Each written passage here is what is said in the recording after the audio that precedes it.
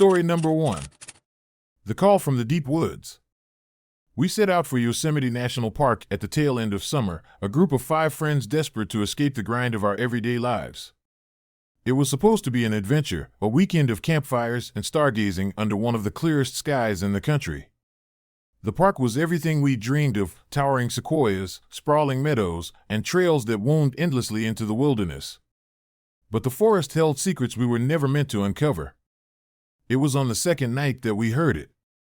A sound that seemed to come from nowhere and everywhere all at once. We'd set up camp in a clearing surrounded by thick pines, the fire casting flickering shadows across our tents. At first, it was faint, like a distant melody carried on the breeze. Then, as the night wore on, it grew louder, closer. It wasn't quite singing, but there was a rhythm to it, an almost hypnotic cadence. It wasn't like anything I'd ever heard before. "Do you guys hear that?" asked Rachel, her voice barely above a whisper. She was sitting closest to the fire, her hands gripping her knees. The rest of us exchanged uneasy glances. We'd all heard it, but no one wanted to be the first to admit how unsettling it was. "It's probably just the wind," said Eric, the de facto leader of our group. He always had an answer for everything, his confidence bordering on arrogance. "Or maybe some animal calls. We're in the middle of the woods, after all." But it wasn't the wind, and it wasn't an animal. The sound had a human quality to it, something plaintive, almost like someone crying out for help. It sent a shiver down my spine. By midnight, the sound hadn't stopped. If anything, it was louder, reverberating through the trees with an eerie clarity. "I'm going to check it out," said Adam, standing up and grabbing his flashlight. He was the youngest in our group, impulsive and full of bravado. "It's probably some hiker who got lost. They might need help." "Adam, don't," Rachel pleaded, her voice trembling. "This doesn't feel right." "Come on, it's probably nothing," he said, flashing her a reassuring grin. "I'll be back in 10 minutes. We watched as he disappeared into the trees, the beam of his flashlight bobbing in the darkness. The sound seemed to shift as he walked away, becoming more insistent, more urgent. I wanted to call him back, to tell him to stay with us, but something held me back: fear, maybe, or something deeper. 10 minutes passed. Then 20. Adam didn't return. By morning, we knew something was wrong. The sun had risen, casting long, golden rays through the trees, but there was no sign of Adam. His tent was untouched, his belongings exactly where he'd left them. Eric tried to downplay it, saying he'd probably gotten turned around in the dark and spent the night in another campsite. But we all knew better. People don't just vanish. "We have to find him," Rachel said, her face pale and drawn. She'd barely slept, her eyes darting toward the tree line every time the wind rustled the branches. "He could be hurt. Or worse." We packed quickly, leaving most of our gear behind, and followed the direction Adam had taken the night before. The forest was quiet now, the strange sound from the night before gone. The deeper we went, the more oppressive the atmosphere became. The air felt heavier, the shadows longer, as if the trees themselves were closing in around us. After an hour of searching, we found it. A clearing, ringed by tall pines, with a circle of stones at its center. The stones were smooth and gray, worn as if by centuries of wind and rain, and arranged with an unsettling precision. In the center of the circle lay Adam's clothes, his jacket, his boots, his flashlight, all neatly folded. But there was no sign of him. No tracks leading in or out of the clearing. Just the faint smell of earth and something metallic, like iron. Rachel screamed when she saw the circle, and Eric had to hold her back as she tried to run forward. "It's a trap," he said, his voice low and tense. "Don't go near it." "Where is he?" Rachel sobbed, struggling against him. "We have to help him." But I couldn't move. I was frozen, staring at the stones, at the way the sunlight seemed to die before it touched them. The air inside the circle shimmered, almost like heat waves rising off asphalt, but it was cold, unnaturally cold. And then I heard it again. The sound from the night before. But this time, it wasn't distant. It was right there, inside my head, whispering my name. We left the clearing, Rachel's sobs the only sound as we stumbled back toward camp. None of us spoke about what we'd seen, but the weight of it hung heavy in the air. When we reached the campsite, we found it in disarray. Our tents were slashed, our gear scattered, and Adam's belongings, the ones he'd left behind, were gone. Eric wanted to leave immediately, to hike back to the ranger station and get help, but the rest of us weren't so sure. The sun was already low in the sky, and the idea of walking through the forest at night, with whatever was out there, was too much to bear. We decided to wait until morning, huddling around the fire, our backs to each other. That night, the sound returned. It was louder now, more insistent, and it didn't just come from one direction. It surrounded us, echoing through the trees, weaving in and out of the crackling firelight. And then the whispers started. They weren't words, exactly, but they were close enough, fragments of thought that slid into my mind like splinters. Come closer. Find me. Join us. Rachel was the first to break. She stood suddenly, her eyes glassy, and began walking toward the trees. Eric grabbed her arm, pulling her back, but she fought him, screaming. "Don't you hear him?" she cried. "He's calling me. He's hurt. Let me go." We had to tie her to a tree to keep her from running off, her screams echoing into the night. The sound grew louder, more frenzied, until I thought I might lose my mind. And then, just before dawn, it stopped. By the time we reached the ranger station, Rachel was catatonic, her eyes fixed on something none of us could see. We told the rangers everything, about the sound, the clearing, Adam, but they didn't believe us. They said they'd send someone to check it out, but their tone made it clear they thought we were just a bunch of city kids who'd gotten spooked by the woods. Adam was never found. Neither was Rachel, who disappeared from the hospital a week later, her bed empty and the window wide open. Eric and I stopped speaking after that. There was nothing left to say. I don't go into the woods anymore. I moved to a city, far from the trees, far from the sound. But sometimes, late at night, I still hear it, a faint, mournful call, like a song just out of reach. And when I do, I feel the pull again, the same pull that took Adam and Rachel. The forest doesn't let go. It's always waiting, always calling. And one day, I know I'll answer. Story number 2. The Gatekeeper. Yellowstone National Park is vast, wild, and untamed, a place that holds secrets in its mountains, forests, and geothermal wonders. As a geologist working for the National Park Service, I thought I understood it. I thought its mysteries could be measured, mapped, and cataloged. That was before Dr. Alan Mercer disappeared. Alan was a legend in our field, the kind of researcher who made waves with groundbreaking discoveries. He was brilliant, obsessive, and completely reckless. When he told us he'd found something in an unexplored cave system deep within Yellowstone, we didn't question him. He had an eye for spotting anomalies, and his confidence had always been infectious. But 2 weeks after he set out with a team of 3, none of them came back. The search and rescue effort lasted a month. Dozens of rangers scoured the area near his last known coordinates, but the terrain was unforgiving, jagged cliffs, narrow crevices, and dense forests that swallowed light. It was like the earth itself was hiding something. By the end of the month, the search was called off. Officially, the team had likely fallen victim to a cave collapse, but the truth was, no one had a clue what had happened to them. I couldn't let it go. A year after Alan's disappearance, I was back in Yellowstone, ostensibly for a new research project, but my real goal was to retrace his steps. I knew it was dangerous, knew the risks, but something about his final report gnawed at me. His notes had been cryptic, hinting at anomalous formations and evidence of human activity dating back millennia. But it was his final entry that haunted me the most. The gate is real. I've seen it. There's something watching. I couldn't stop thinking about it. Alan wasn't prone to exaggeration, and if he'd found something significant, I needed to know what it was. I owed him that much. The coordinates Alan left led me to a remote section of the park, miles from any trailhead. The hike alone took 2 days, my pack heavy with gear and the silence of the wilderness pressing down on me. On the 3rd day, I found it, a narrow fissure in the rock, barely wide enough to squeeze through. The opening was overgrown with moss and hidden behind a tangle of trees, but there was no mistaking it. This was the cave.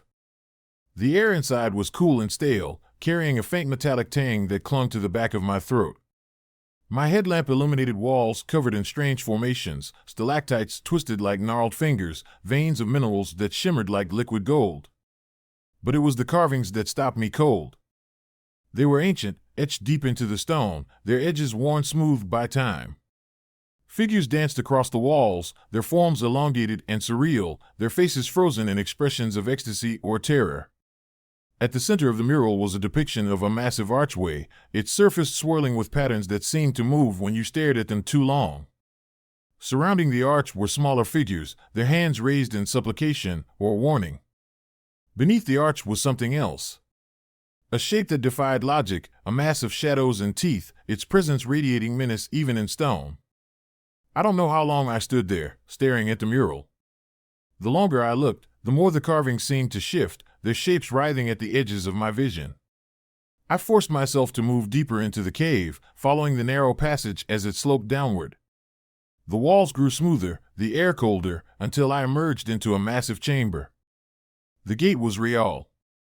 It stood at the far end of the cavern, an archway carved from black stone that seemed to drink in the light of my headlamp. The swirling patterns from the mural were etched into its surface, pulsating faintly like a heartbeat. The air around it was alive, vibrating with an energy that made my skin crawl. I was frozen, unable to move or look away.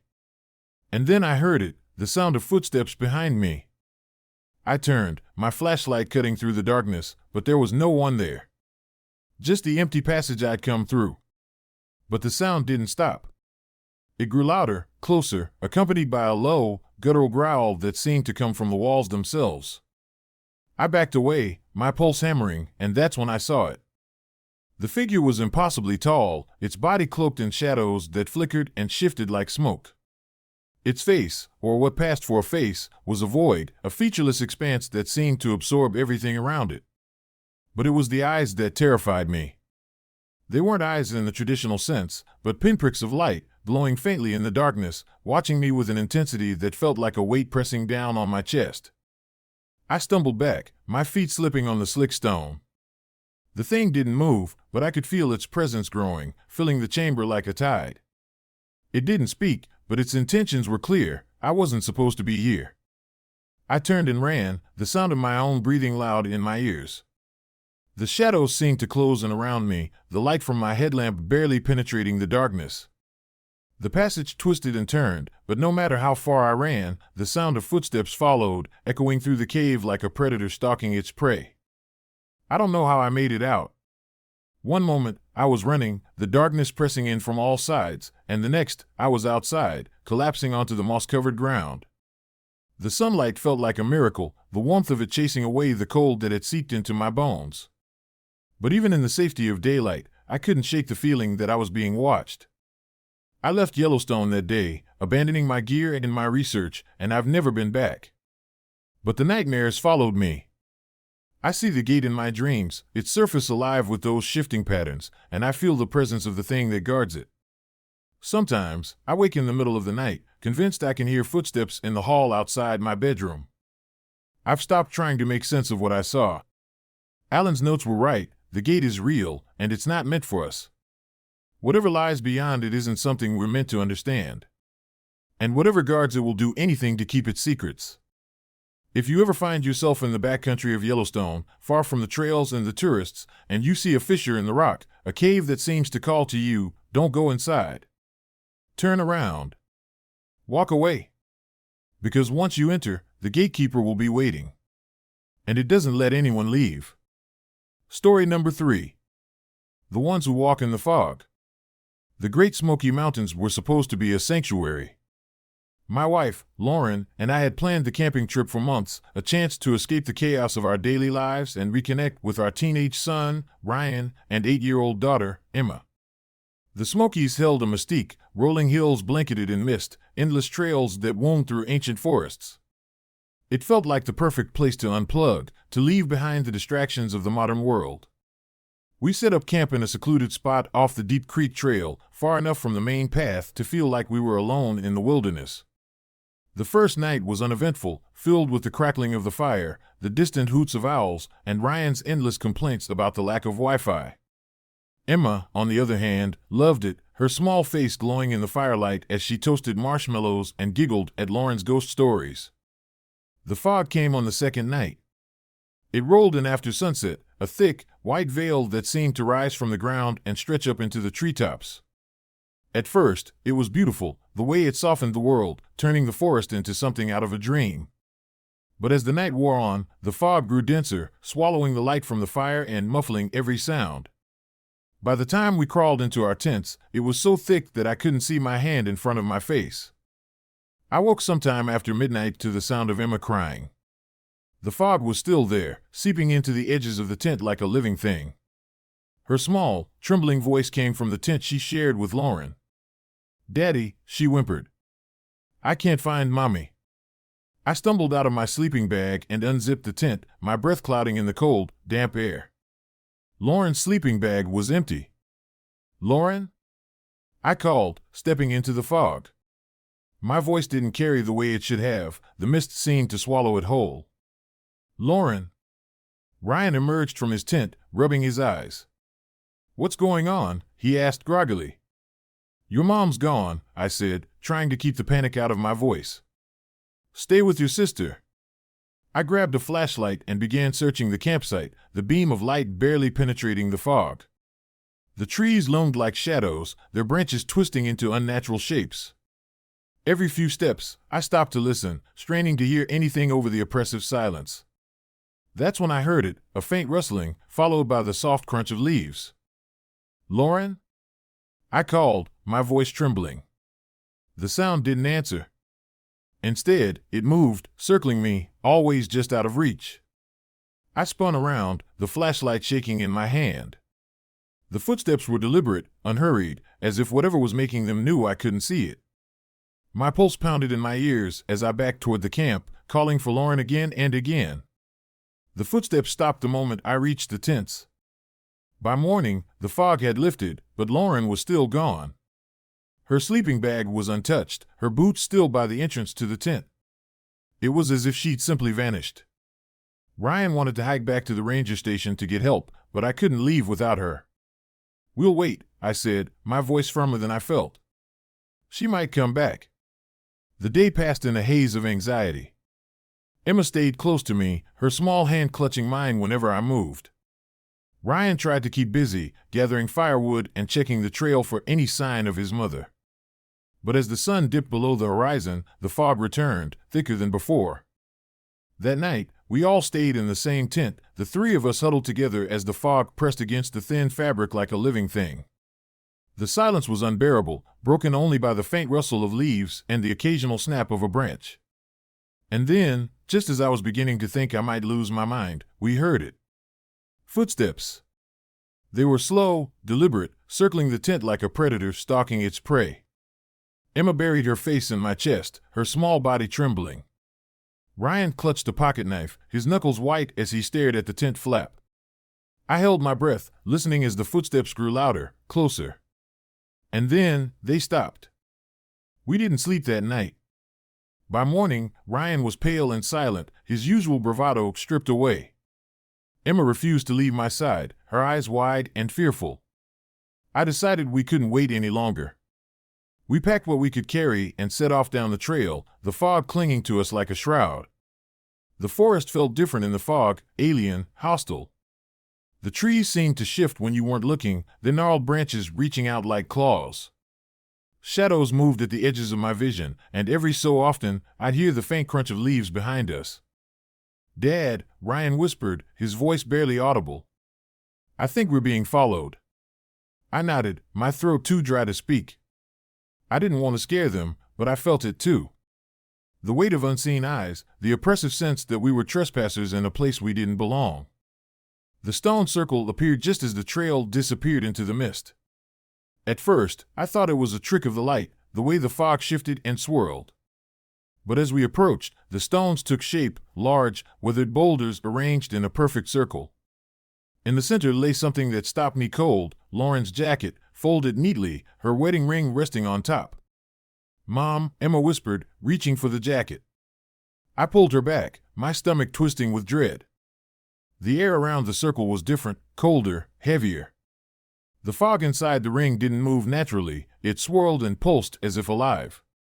And then, I heard it, a voice, faint and distant, calling my name. It was Lauren's voice. I stepped toward the circle, every instinct screaming at me to stop. The air inside seemed to shimmer, the fog parting to reveal a figure. It was Lauren, or at least, it looked like her. She was standing in the center, her back to me, her head tilted at an unnatural angle. "Lauren," I whispered, my voice cracking. She turned slowly, her face pale and gaunt, her eyes empty black pits. Her mouth opened, but the sound that came out wasn't human. It was a low, guttural growl that made the hair on the back of my neck stand on end. I stumbled back, grabbing Emma and Ryan, and we ran. We reached the ranger station just as the sun broke through the fog. I tried to explain what had happened, but the rangers looked at me like I was crazy. They searched the area, but they didn't find Lauren or the stone circle. We never went back to the Smokies. Emma still wakes up screaming some nights, her small hands clutching at her chest as if something is trying to pull her away. Ryan won't talk about what he saw, but I can see it in his eyes, the fear, the guilt. I don't know what's out there in the fog. Maybe it's something ancient, something that's always been there, waiting for people like us to wander too far. All I know is this: if you ever find yourself in the Smoky Mountains and the fog begins to rise, don't stop. Don't listen. And whatever you do, don't answer the call. Story number 4. The Forest Without End. There's a place deep in the heart of Olympic National Park where the trees stretch so high they blot out the sun, and the air carries a stillness so profound it feels alive. I didn't know that when I set out on the trail that day. To me, it was just another adventure, another chance to escape the monotony of city life and lose myself in the wild. I was no stranger to the woods. I'd hiked, camped, and climbed my way through more parks than I could count. But nothing prepared me for the forest that doesn't let you leave. It started like any other trip.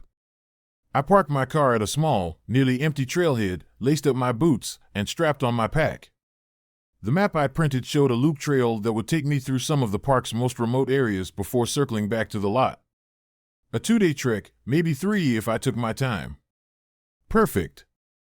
The forest greeted me with the usual sounds of nature: birds chirping, the distant rustle of branches in the wind, the crunch of pine needles underfoot. It was beautiful, serene, and utterly ordinary. The first sign that something was wrong came late in the afternoon. I'd been following the trail for hours, the sun dipping lower in the sky, when I noticed a fork in the path that wasn't on my map. It was subtle, almost hidden, as if the forest itself had been trying to decide where it wanted me to go. I hesitated, consulting my compass and map, but neither made sense. The compass needle spun lazily, refusing to settle, and the map felt useless, the landmarks around me refusing to match what was drawn on the page. Still, I pressed on, choosing the left fork and telling myself it was all part of the adventure.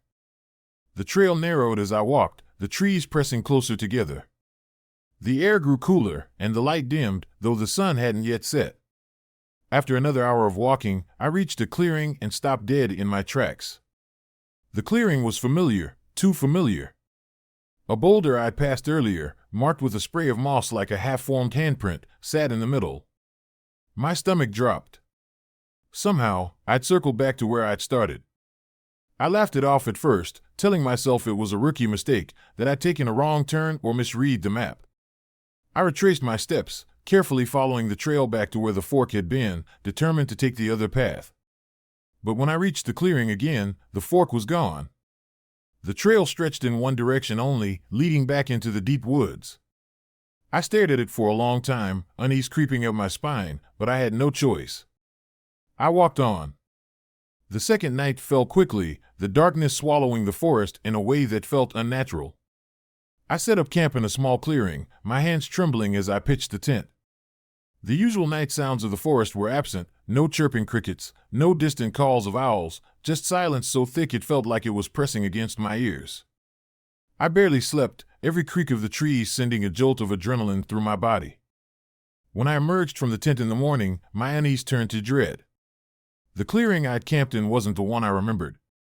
The trees were taller, their branches heavier, and the air was thick with a fog that hadn't been there the night before.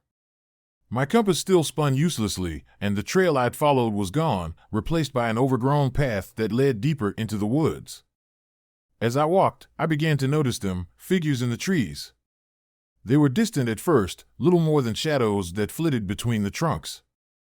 I told myself it was just my imagination, a trick of the light and my frayed nerves. But as the day wore on, the figures grew bolder.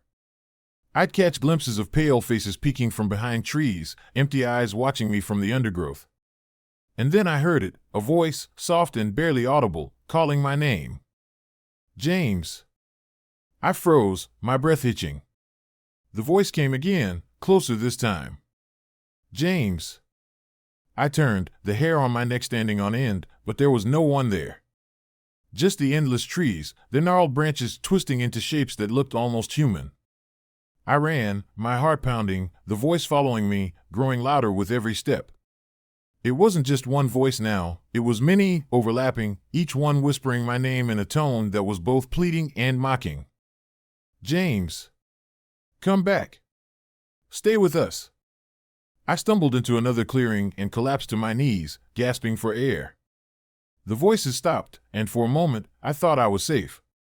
But then I saw it, a circle of stones in the center of the clearing, worn smooth and dark with age. The air around it was heavy, charged with an energy that made my skin crawl. In the middle of the circle lay a pile of clothes, old, tattered, and covered in moss. My eyes caught on a jacket that looked disturbingly familiar, its color faded but unmistakable. It was my jacket, the one I was wearing. But I was still wearing it. Wasn't I? Panic clawed at my chest as I backed away, but the forest had other plans. The shadows moved closer now, stepping into the clearing, their forms clearer than before. They were human, or had been once. Their faces were hollow, their eyes dark pits, their mouths twisted into expressions of eternal hunger. They whispered my name again and again, their voices rising into a deafening chorus that echoed through the trees. James. Stay with us. It's your turn. I turned and ran, the shadows surging after me, their footsteps silent but their presence overwhelming. The forest blurred around me, the trees twisting into grotesque shapes, the ground shifting beneath my feet. No matter how far I ran, the clearing was always ahead, the stone circle waiting for me like a trap that had been set long ago. I don't remember how I escaped. One moment, I was running, the shadows closing in, and the next, I was stumbling out of the woods and into the parking lot. My car was there, exactly as I'd left it, but the windows were fogged over, and the tires were covered in moss. I didn't stop to question it. I jumped in, started the engine, and drove as far from that place as I could. It's been months since that day, but the forest hasn't let me go. I hear the whispers in my dreams, soft and insistent, calling my name. Sometimes, I wake up and find pine needles in my bed or the faint smell of moss clinging to my clothes. I know it's only a matter of time before it pulls me back. If you ever find yourself in Olympic National Park, and the trees seem darker than they should be, and the trails twist in ways that don't make sense, turn back. Don't follow the voices. Don't step into the circle. Because once the forest has your name, it doesn't let go. Story number 5. The Curse of the Stone Gods. Arches National Park in Utah is a place that feels alive. The towering red rock formations stretch toward the sky like ancient sentinels, their silent majesty whispering of time and power. I'd always wanted to photograph it, the kind of landscapes that make you feel small, like a single breath in a world that's been breathing for eons. When my photography group suggested a trip to Arches, I jumped at the chance. It was supposed to be an adventure, a creative escape. None of us knew the price we'd pay. We were a group of 6, all hobbyists who had met in an online photography forum. There was me, Lisa, my partner in both photography and life, our close friends Jake and Marissa, and a couple of newer members, Alex and Peter. Alex was the youngest, fresh out of college and eager to prove himself. Peter was older, the kind of guy who exuded quiet confidence, his years of experience evident in every shot he took. We arrived at the park just as the sun was rising, the golden light washing over the red sandstone arches and casting long shadows across the desert floor. It was breathtaking, the kind of scene that makes you forget about everything else. We set up our gear and got to work, each of us wandering off in different directions to find our perfect shot. The trouble started when Alex found the stone. We were at the base of Delicate Arch, marveling at its impossible curve, when Alex called us over. "Check this out," he said, gesturing to a small, smooth rock perched on a larger formation. It was no bigger than a loaf of bread, its surface polished to an almost unnatural sheen. "It looks like it's been placed here on purpose." "It probably has," Peter said, his voice calm and measured as always. "The Navajo believed the stones here were sacred. They called this place the land of the gods." Alex grinned, his enthusiasm unshaken. "Well, the gods won't mind if we move it a little, right? I mean, just to get a better angle." "Don't touch it," Lisa said sharply, her voice carrying an edge I'd never heard before. "Leave it where it is." But Alex didn't listen. He lifted the stone with both hands, grunting as he shifted it a few inches to the left. "There," he said, stepping back to admire his work. "Now it's perfect." And then he was gone. It wasn't gradual. One moment, Alex was standing there, dusting his hands off, and the next, he wasn't.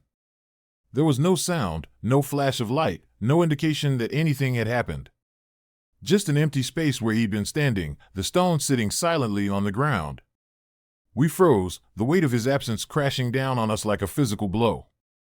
Marissa broke the silence first, her voice trembling. "Where is he? Did he fall?" "Is he?" "No," Peter interrupted, his face pale. "He didn't fall. He was right there." We searched the area, calling his name until our voices were raw, but there was no sign of him. It was as if the desert had swallowed him whole. When we regrouped, Jake suggested going back to the visitor center for help, but something about the air felt different now, heavier, charged with an energy I couldn't explain. That's when we heard it. A low, guttural laugh, soft at first but growing louder, echoing off the rocks around us. It was a sound that didn't belong in a place like this, a sound that made my skin crawl. "Did you hear that?" Lisa whispered, her hand gripping mine tightly. We all nodded, our eyes darting to the surrounding formations. The laughter came again, closer this time, and with it, the faint sound of footsteps, light and uneven, like someone dragging their feet across the stone. "We need to leave," Peter said, his voice low and urgent. "Now." As we hurried back down the trail, the laughter followed us, weaving through the arches like a sinister melody. The shadows seemed to grow longer, darker, stretching out across the desert floor as if reaching for us. I kept glancing over my shoulder, convinced I'd see Alex standing there, his face twisted into something unrecognizable. When we reached the parking lot, the laughter stopped. The silence was deafening, broken only by the sound of our ragged breathing. We piled into the car, Peter behind the wheel, and sped away from the park without looking back. We should have kept driving. But curiosity, or maybe guilt, drew us back the next morning. The stone was where Alex had left it, but something about it had changed. The once smooth surface was now rough and pitted, as if it had aged 1,000 years overnight.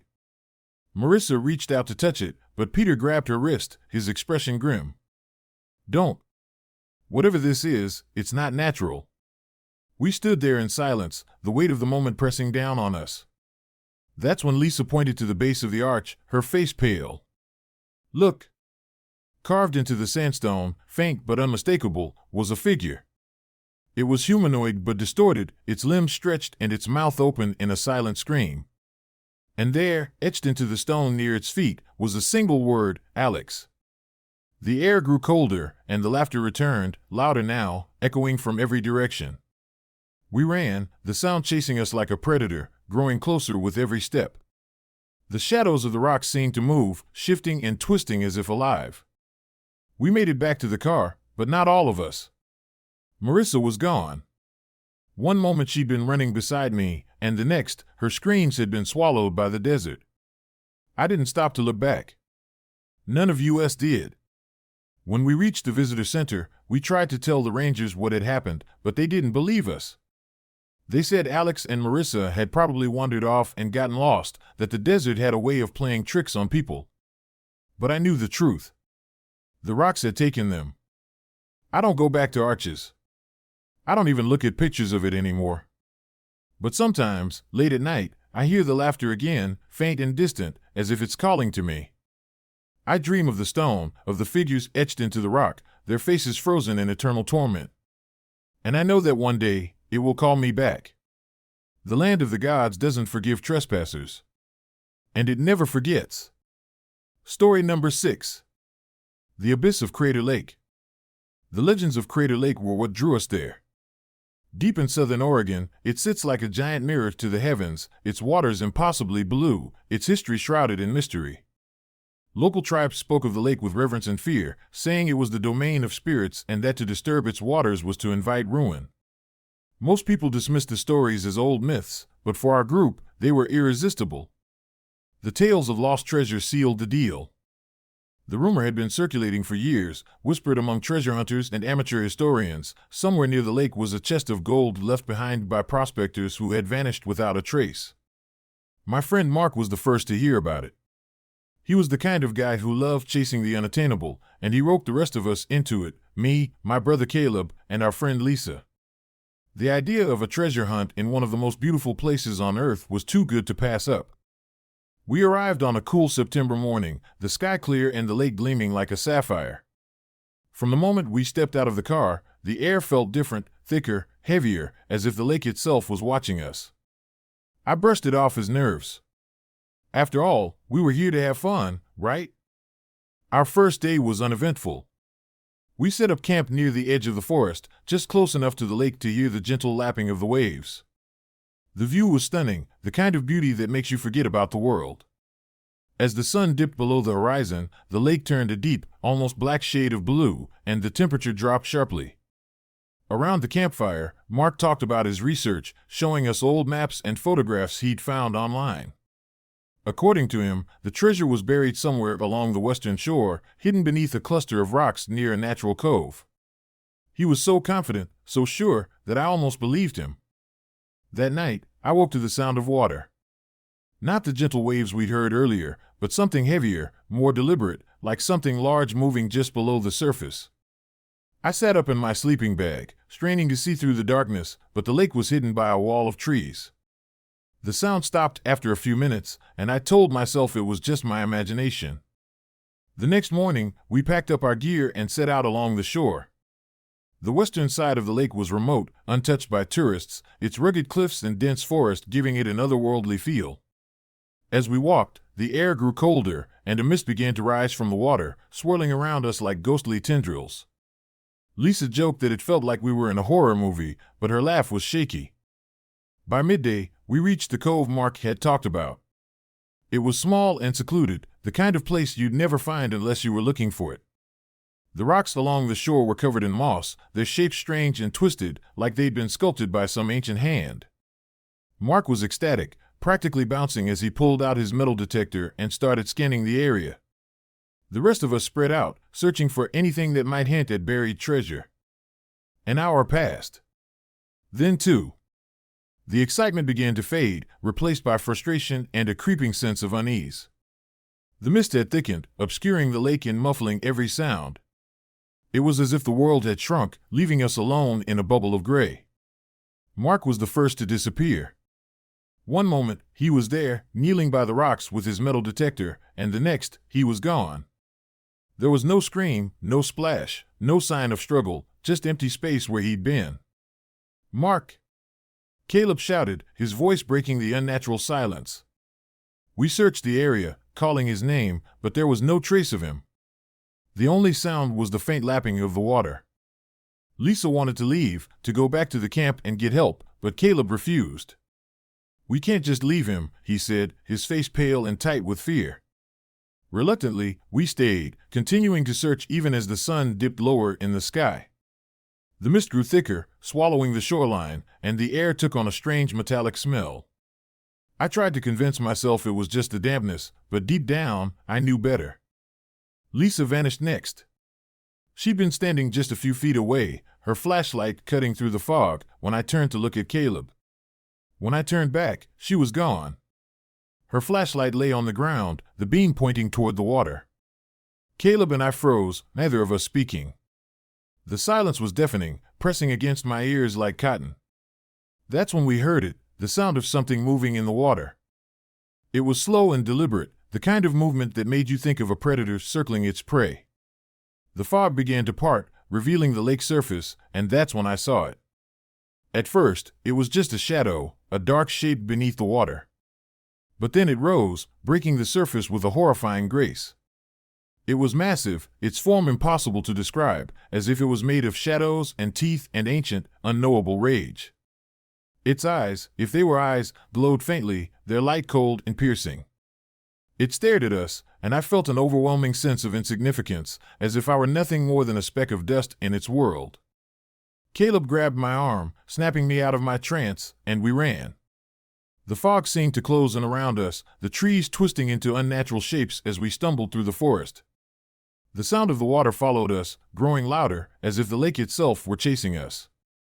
I don't remember how we made it back to the camp, but when we did, our gear was scattered, the tents torn open as if something had been searching for us. We didn't stop. We threw what we could into the car and drove, the headlights cutting through the fog as the lake disappeared behind us. Neither of us spoke, the silence between us filled with unspoken fear and grief. We didn't talk about Mark or Lisa or the thing in the water. There was nothing to say. I haven't been back to Crater Lake since. Caleb moved away a few months later, and we drifted apart, the weight of what we'd seen too much to share.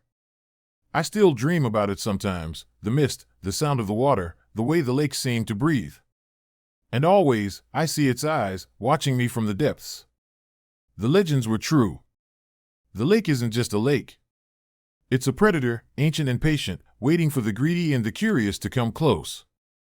If you ever find yourself standing on its shores, staring into its endless blue, don't listen to the stories. Don't follow the rumors. Because if you do, you won't come back. Story number 7. The Abyss of Time. The Grand Canyon is a place that defies imagination. It stretches out endlessly, its layers of rock revealing millions of years of history, each stratum a glimpse into a world long gone.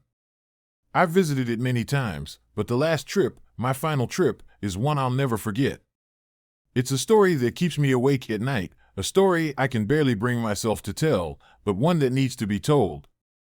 It started with Dr. Samuel Hargrove, a renowned archaeologist and an old friend of mine. Samuel was the kind of man who could lose himself in the past, a scholar obsessed with unraveling the mysteries of civilizations long forgotten. When he called me one evening, his voice crackling with excitement, I should have known trouble was coming. "I found something," he said, barely able to contain himself. "Something incredible. You have to see it." Samuel had been studying a series of ancient petroglyphs discovered deep in the Grand Canyon. They didn't match any known Native American art, he said, and the symbols hinted at a civilization that predated even the oldest tribes of the region. I was skeptical. After all, claims like this had been made before and often amounted to nothing, but Samuel's enthusiasm was infectious. Against my better judgment, I agreed to join him. We arrived at the south rim early in the morning, the sun just beginning to crest over the jagged cliffs. Samuel's team consisted of 3 others, Dr. Evelyn Park, an anthropologist, Max, a grizzled survival expert, and Ben, a young intern whose wide-eyed excitement reminded me of a younger version of myself. The plan was to hike down to a remote section of the canyon where Samuel believed the petroglyphs would lead us to something extraordinary. The first day was uneventful. The trail was rugged, winding through layers of red rock and sparse vegetation. The canyon walls loomed above us, their sheer size and age a humbling reminder of nature's power. By late afternoon, we reached a small alcove carved into the rock face. The petroglyphs were there, just as Samuel had described, strange symbols etched into the stone, their patterns intricate and deliberate. Some resembled spirals, others angular shapes that seemed to hum with an unspoken meaning. But it was the statue that caught our attention. It was small, no taller than a foot, and carved from a dark, smooth stone that didn't match the surrounding geology. The figure it depicted was humanoid but distorted, its limbs too long, its head elongated and featureless. Its surface was cold to the touch, almost unnaturally so, and holding it filled me with a vague unease I couldn't explain. Samuel was thrilled. "This is it," he said, cradling the statue like a newborn. "This proves everything." That night, we camped near the alcove. The air was cool and still, the kind of silence that feels oppressive rather than peaceful. As we sat around the fire, Samuel spoke of his theories that the statue was a relic of an unknown culture, one that had mastered technologies or rituals we couldn't begin to understand. His words were passionate, but there was a fevered edge to them, a glint in his eyes that made me uneasy. I tried to sleep, but my dreams were filled with spirals and whispers, the canyon walls closing in around me. The next morning, Samuel was gone. His tent was empty, his pack untouched. There were no signs of a struggle, no indication of where he'd gone. Max found his footprints leading away from the camp, following a narrow path that wound deeper into the canyon. We followed them, calling his name, our voices echoing off the stone walls. The tracks led us to the edge of a sheer cliff, where they simply stopped. There were no signs of a fall, no disturbed rocks or loose dirt. It was as if he'd walked into the air and vanished. Evelyn was the first to suggest turning back. "We need to call for help," she said, her voice trembling. "This is beyond us." But Max was determined to press on. "He might have climbed down," he said, scanning the cliff face with binoculars. "There's got to be an explanation." We spent the rest of the day searching, but the canyon seemed to close in around us, its labyrinthine passages twisting and shifting in ways that made no sense. The petroglyphs began appearing in places they hadn't been before, their spirals and shapes seeming to move when you weren't looking. By nightfall, we were lost. That night, I heard the whispers. They started softly, barely audible over the crackle of the fire. At first, I thought it was the wind, but the sounds grew clearer, resolving into words I couldn't understand. The others heard them too. Evelyn was pale, her hands shaking as she clutched a notebook filled with frantic sketches of the petroglyphs. "It's like they're trying to say something," she murmured. "Like they're alive." Max disappeared the following morning. We found his flashlight lying in the dirt, its beam pointing toward a narrow crevice in the rock. The crevice was impossibly dark, the kind of blackness that seemed to swallow light. Ben wanted to go after him, but Evelyn grabbed his arm. "Don't," she said, her voice firm. "If you go in there, you won't come back." By now, I was ready to leave. Whatever Samuel had found, whatever secrets the canyon held, they weren't meant for us. Evelyn and I packed our gear, planning to retrace our steps and find the ranger station, but Ben insisted on staying. "I can't leave them," he said, his voice breaking. "I have to try." We left him there, his silhouette disappearing into the shadows as the canyon seemed to close around him. Evelyn and I made it back to the rim 3 days later, half-starved and delirious. We told the rangers what had happened, but they didn't believe us. They organized a search party, but no traces of the others were ever found. The alcove was gone, the petroglyphs erased as if they'd never existed. The canyon had swallowed them whole. I haven't been back to the Grand Canyon since. I've tried to move on, but the dreams won't let me. I see the spirals, endless and hypnotic, and the whispers follow me everywhere. Sometimes, late at night, I hear Samuel's voice calling my name, his words distant and distorted. I know he's still out there, somewhere beyond the edge of that cliff, trapped in whatever place the statue unlocked. The Grand Canyon is more than a wonder of nature. It's a tomb, a gateway, a place where time and reality twist in ways we can't comprehend. If you ever find yourself standing at its edge, staring into its depths, be careful what you take with you. Because some doors, once opened, can never be closed. Story number 8. The Guardian of the Sequoias. The giant sequoias of California are ancient, towering sentinels that have stood for thousands of years. Walking among them feels like stepping into another world, one where time moves differently, where the trees themselves seem to watch and listen. For centuries, stories have circulated about strange occurrences in the depths of Sequoia National Park, whispers of shadowy figures and eerie sounds carried on the wind. Most people dismiss them as campfire tales, but I'm here to tell you they're real. I know because I was there. I saw what lives in those woods. It started with a hunting trip. My brother Eric, our childhood friend Nate, and I had been planning it for months, a week of camping, hiking, and hunting in one of the most remote parts of the park. Eric and Nate were seasoned outdoorsmen, and I'd grown up trailing behind them, learning how to track deer and navigate the wilderness. We weren't looking for trophies, we just wanted to reconnect with nature, to lose ourselves in the vastness of the forest. We arrived on a chilly October morning, the sun barely cresting the horizon. The air was crisp, carrying the faint scent of pine and earth. Our campsite was tucked deep in the forest, far from the main trails, surrounded by trees so massive they seemed to blot out the sky. It was perfect, isolated, peaceful, untouched. For the first 2 days, everything was as we hoped. We spent our days exploring the woods and our nights around the campfire, sharing stories and laughing like we hadn't in years. But on the third night, everything changed. It started with the howling. We'd just finished dinner, the fire crackling as we leaned back in our chairs, staring up at the stars. The sound came from deep in the forest, a long, mournful wail that sent a chill down my spine. At first, we thought it was a coyote, but it was too deep, too resonant. Eric dismissed it as a wolf, but Nate shook his head. "There aren't any wolves in this part of California," he said, his voice uneasy. The howling continued, rising and falling like a haunting melody. It wasn't just one voice, it was several, weaving together in a chorus that made the hairs on the back of my neck stand on end. We tried to laugh it off, convincing ourselves it was just the wind, but none of us really believed that. The forest felt different now, darker, heavier, as if the trees themselves were closing in. The next morning, we found the tracks. They were scattered around the perimeter of our campsite, deep impressions in the soft earth. At first glance, they looked like oversized human footprints, but the toes were too long, each ending in a sharp claw. Nate crouched down, running his fingers over the edge of one print. "What the hell made these?" he muttered. None of us had an answer. We decided to follow the tracks, curiosity and unease warring within us. They led us deeper into the forest, winding through dense undergrowth and across rocky outcrops. The air grew colder as we walked, and the silence became oppressive, broken only by the occasional rustle of leaves or snap of a branch. By midday, we reached a clearing, and that's when we saw it. At the far edge of the clearing stood a figure. At first, I thought it was a man, tall, broad-shouldered, draped in what looked like tattered fur. But as it turned toward us, my stomach dropped. Its eyes glowed faintly, a sickly yellow that seemed to pierce through the shadows.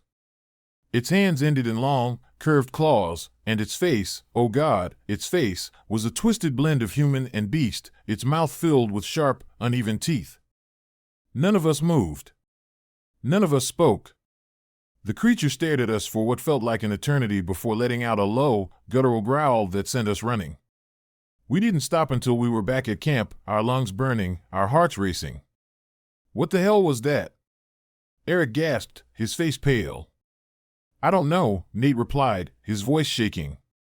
"But we need to get out of here." We packed up as quickly as we could, the forest feeling more suffocating with each passing minute. But as we prepared to leave, we realized something terrible. Nate was gone.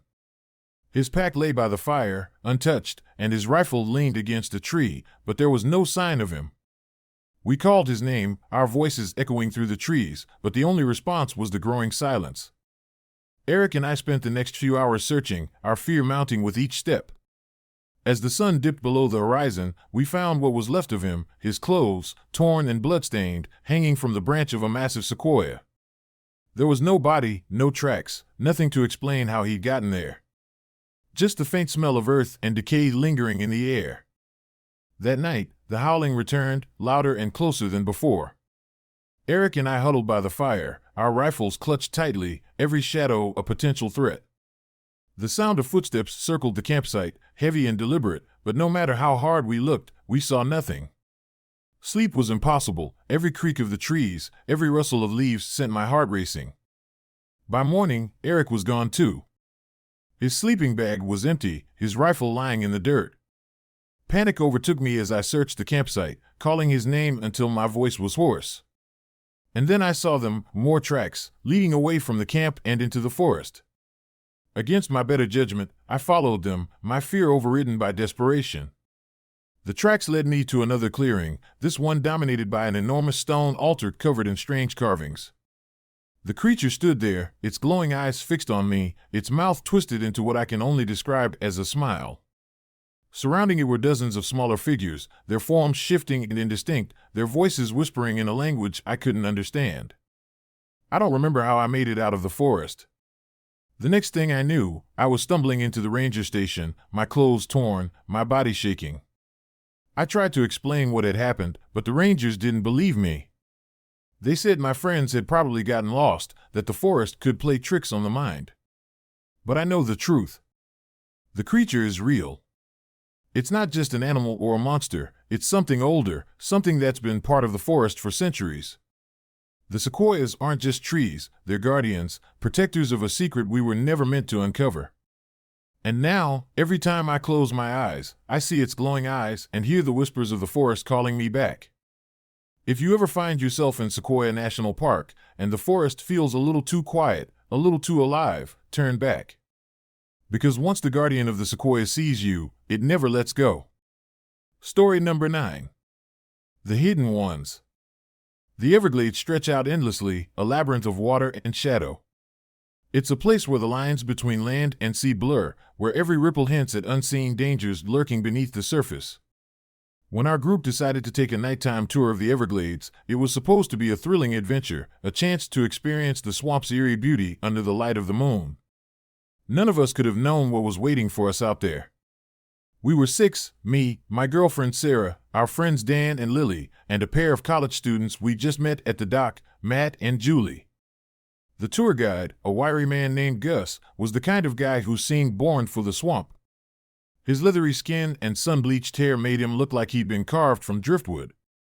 "Stick close to the boat, listen to what I say, and don't go wandering off," he said as we climbed aboard the flat-bottom skiff. The swamp doesn't take kindly to strangers. The first hour was magical. The moonlight turned the water into liquid silver, and the sounds of the swamp, chirping insects, the occasional grunt of an alligator, the rustling of unseen creatures, created a symphony that was both unsettling and mesmerizing. Gus told stories as he steered us through the narrow channels, tales of ghost lights and swamp witches, of people who'd ventured too far and never returned. We laughed nervously, chalking it up to local lore, but there was an edge to his voice that made me wonder if he believed what he was saying. We stopped in a wide clearing surrounded by mangroves, the air thick with the smell of brackish water and decaying vegetation. Gus killed the motor, letting the boat drift silently. "This is where the swamp breathes," he said, his voice low. "Listen close, and you might hear it." That's when it happened. A splash came from the darkness, followed by a muffled shout. We turned to see Matt struggling near the edge of the boat, his flashlight clutched in one hand as he leaned over the water. "I dropped my phone," he yelled. Before anyone could stop him, he jumped into the shallows, the water swallowing him up to his knees. "Matt, get back in the boat." Gus barked, but Matt was already moving, his flashlight beam cutting through the reeds as he searched for his phone. And then he was gone. It happened so fast I almost didn't believe it. One moment, Matt was standing there, cursing under his breath, and the next, the water was still, his flashlight bobbing on the surface. "Matt!" Julie screamed, leaning over the side of the boat. Gus grabbed her arm, pulling her back. "He's gone," he said, his voice grim. "We need to leave." But Julie wasn't having it. "We can't just leave him out there," she shouted, her voice breaking. Gus ignored her, starting the motor, but before he could pull away, Sarah pointed toward the trees. "Look," she said, her voice trembling. In the distance, through the tangle of mangroves, a faint light flickered. It wasn't the harsh beam of a flashlight, it was softer, warmer, like the glow of a lantern. "Maybe it's him," Dan said, his voice filled with desperate hope. "Or maybe it's not," Gus muttered. But Julie was already climbing over the side, splashing into the water before anyone could stop her. "Julie, wait!" I called, but she was gone, wading toward the light with single-minded determination. Sarah grabbed my arm, her nails digging into my skin. "We have to go after her," she said. Gus swore under his breath but killed the motor. "Fine," he said. "But stick together, and don't lose sight of the boat." We followed the light through the swamp, the water growing deeper with every step. The mud sucked at our boots, and the mangroves seemed to close in around us, their gnarled roots twisting like skeletal fingers. The air grew colder, and the sounds of the swamp faded, replaced by an oppressive silence. The light led us to a clearing, and there it was, a small wooden house, its walls warped and weathered, standing on stilts in the middle of the water. It didn't make sense. There were no houses out here, no signs of human habitation for miles. But the light burned steadily in one of the windows, and the door hung ajar, revealing nothing but darkness beyond. "This isn't right," Gus said, his voice barely above a whisper. Julie didn't hesitate. She splashed toward the house, her movements frantic, and disappeared inside. We followed, one by one, the floorboards creaking under our weight as we stepped into the gloom. The interior was worse than I could have imagined. The air was thick and foul, and the walls were lined with shelves filled with strange, unsettling objects, animal bones, jars of murky liquid, and dolls made from twigs and human hair. But it was the dolls on the table that stopped me cold. They were made of bones, tiny rib cages fashioned into torsos, femurs carved into arms and legs, and each one had a face. Not a carved face, but real faces, shrunken and preserved, their features frozen in silent screams.